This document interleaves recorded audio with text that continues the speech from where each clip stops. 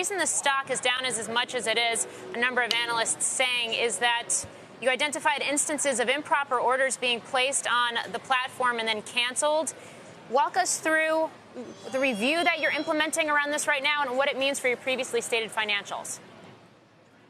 Of course, and thanks for having me. And I think we published our results today, and I was just talking to some analysts earlier, and we see a lot of extremely good comments also about the results. But of course, I will answer your question, right? So we identified when we became aware of some allegations about potential improper sales practices in our J-Force program. We started a review, which it was before the IPO, and we started a review, and here we identified this risk, faced an incident, we did the analysis, put the corrective action in place, and as we do all the time, and here we have decided to provide the market with an update as we aspire to be very transparent, and we have put in place a number of remediation actions to avoid such instances in the future. Sacha, this first came up back in May. Andrew Left of Citron accused Jumia of being a fraud and pointed out this specific issue. At the time, you said, at least according to Market Watch, we completely stand by our prospectus. We will not be distracted by those who seek to create doubt to profit at our expense and that of our long-term stakeholders. Now you're saying he's right. Why did you stand by the prospectus in the first place? No, I didn't say that. You didn't say that? We became aware. No, when we became, I didn't say the end of your question. When we became aware of allegations about those potential improper sales practices in our J-Force program, we started a review.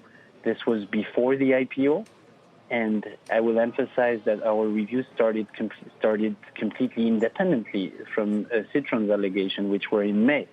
And we became aware of those before, and we even put that in our prospectus, right? So we identified this ourselves. Okay, I'm told by a producer that's a quote from the earnings call that you did actually say that entire quote, but investors can go back. No, I and did check say that quote. I did say a quote, but you said in your question, you said that Citron identified that. We identified that, and we disclosed it in our prospectus, right? You're saying the issue of fraudulent orders being placed, you identified in your prospectus? I'm saying that when we became aware of the allegations about the potential improper sales practices, we started a review, and this was before the IPO, and we included that in our, we started this completely independently from those allegations from Citron. So, Sacha, looking at the rest of the numbers from your earnings today, talk us through the growth and the investments you're making where Africa is concerned, and what that means in terms of build-out of logistics and a path to profitability.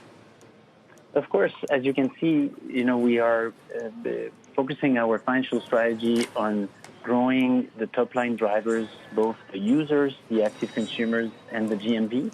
And as we are doing this, and you can see that we have grown those numbers quite significantly this quarter, we are able to drive an increase in monetization. You can see our gross profit grew by 94% year over year.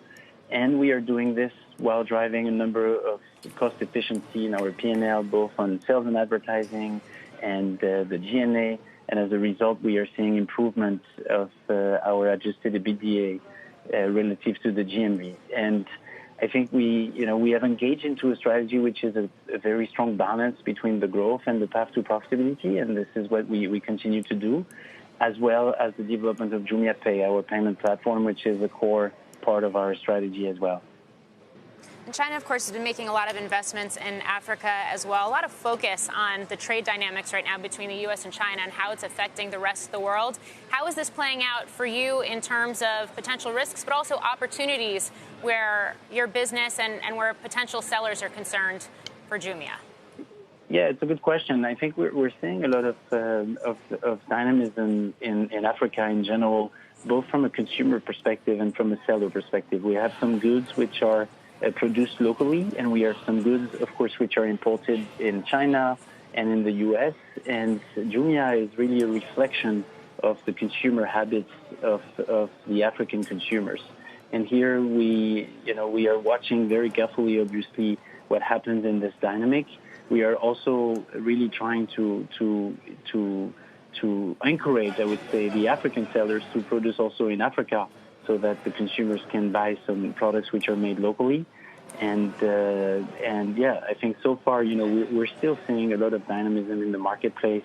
And e-commerce is still in the early days in Africa, right? So in Africa, the online sales are about 1% of the retail, when in China it's 20%. So we're still in this phase where a lot of growth and penetration of online sales are ahead of us. And I think, we're watching this very carefully, but we're still to some extent protected from that.